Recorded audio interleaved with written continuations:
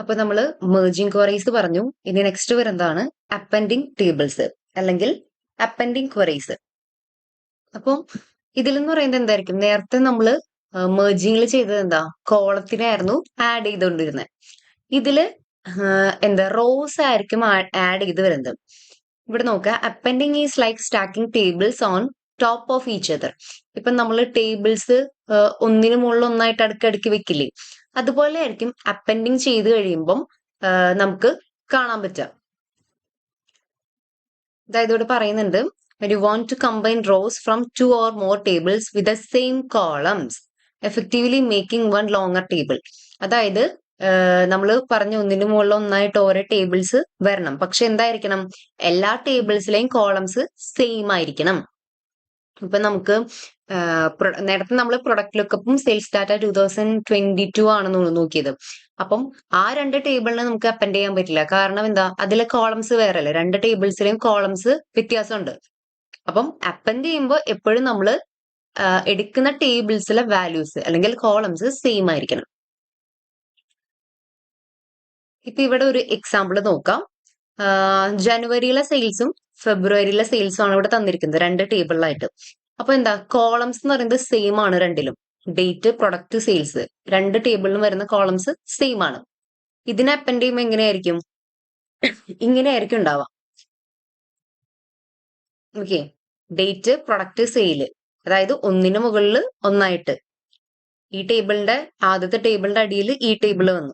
അപ്പൊ അതിനാണ് അപ്പൻഡ് എന്ന് പറയുന്നത്. അപ്പൊ ഇതിലുള്ള കോളംസ് എന്ന് പറയുന്നത് സെയിം ആയിരിക്കും. ഇപ്പൊ നമുക്ക് ഒരെണ്ണം ചെയ്തു നോക്കാം.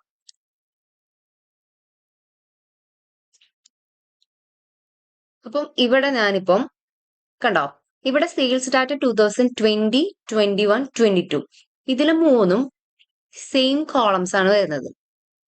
കണ്ടോ, അപ്പം ഇങ്ങനെയുള്ള ടേബിൾസിനെ നമുക്ക് അപ്പൻഡ് ചെയ്യാൻ പറ്റും. അതേസമയം നമ്മൾ വേറെ ടേബിൾ എടുത്ത് നോക്കുമ്പോൾ കണ്ടോ, കോളംസ് വേറെ അല്ലേ. അപ്പൊ ഇങ്ങനത്തെ കേസിൽ നമുക്ക് അപ്പൻഡ് ചെയ്യാൻ പറ്റില്ല, സെയിം കോളം വരുന്നിടത്ത് മാത്രമേ. അപ്പൊ കോളം നമ്മൾ ആഡ് ചെയ്യുമ്പോഴെന്താ, താഴേക്ക് വാല്യൂസ് ആഡ് ആയി വരും, റോസ് ആഡ് ആയി വരും. ഓക്കെ, ഒരു ടേബിളിനെ വേറൊരു ടേബിളായിട്ട് അപ്പൻഡ് ചെയ്യുമ്പോൾ വാല്യൂസ് മീൻസ് റോസ് ആഡ് ചെയ്ത് വരില്ലേ, ആ സെയിം തന്നെ ഇവിടെ. ഇപ്പൊ ഞാനിവിടെ ആദ്യം അഡ്വഞ്ചർ വർക്ക്സ് സെയിൽസ് ഡാറ്റ 2020 എടുത്തു. ഇനി എങ്ങനെ അപ്പൻഡ് ചെയ്യും, നേരത്തെ നമ്മൾ മെർജ് ക്വറീസ് ചെയ്തതിന്റെ തൊട്ടടിയിൽ തന്നെ അപ്പൻഡ് ക്വറീസ് ഉണ്ട്. അതില് അപ്പൻഡ് ക്വറീസ് ആസ് ന്യൂ എടുക്കുക. ഓക്കെ, ഇവിടെ എന്താ, 3 or more ടേബിൾസ് ആണ് നമുക്ക് വേണ്ടത്. കാരണം ഇവിടെ 3 സെയിൽസ് ഡാറ്റയുടെ ടേബിൾ ഇല്ലേ, 2020, 21, 22. അപ്പൊ ഞാൻ 3 or more ടേബിൾസ് സെലക്ട് ചെയ്തു. അപ്പം ഇവിടെ ഓൾറെഡി 2020 സെലക്ട് ആയിട്ടുണ്ട്. നെക്സ്റ്റ് 2021 എടുക്കുക, ആഡ് കൊടുക്കുക, 22 എടുക്കുക, ആഡ് കൊടുക്കുക, ഓക്കെ ക്ലിക്ക് ചെയ്യുക. ഇപ്പൊ എന്തായി, ഈ 3 ടേബിൾസും ഒരൊറ്റ ടേബിളിൽ ആഡ് ആയി വന്നിട്ടുണ്ട്. അതിന്റെ പേരാണ് അപ്പൻഡ് 1 എന്ന് പറയുന്ന ഒരു ടേബിളിലേക്ക് ആഡ് ആയി വന്നിട്ടുണ്ട്.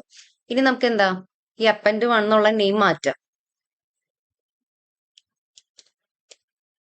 സെയിൽസ് ഡാറ്റ എന്ന് മാത്രം കൊടുക്കുക. സെയിൽസ് ഡാറ്റ 2020 to 22 വരെ വേണമെങ്കിൽ കൊടുക്കണമെങ്കിൽ കൊടുക്കാം. ഞാനിപ്പോ ഇവിടെ സെയിൽസ് ഡാറ്റ എന്ന് മാത്രമേ കൊടുക്കുന്നുള്ളൂ.